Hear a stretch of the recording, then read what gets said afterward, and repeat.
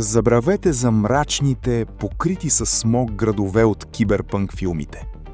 Учените и архитектите имат съвсем различен план за 2100 година. Добре дошли в ерата на Соларпънк. Небостъргачите вече няма да са от мъртъв бетон и стъкло. Те ще бъдат живи. Сградите ще представляват вертикални гори, а фасадите ще са изградени от смарт материали, които изсмукват въглеродния диоксид и произвеждат енергия от слънцето. А колите? Улиците на повърхността ще бъдат върнати на хората и превърнати в безкрайни паркове. Целият трафик, автономните капсули и доставките ще бъдат преместени в подземни тунели или въздушни магистрали. През нощта няма да има нужда от улични лампи.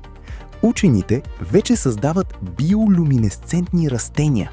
Дърветата по улиците ще светят в меко синьо и зелено, използвайки гени от дълбоководни медузи. Заради промените в климата, много крайбрежни градове ще се превърнат в масивни плаващи острови. Бъдещето не е краят на природата, а пълното ни сливане с нея.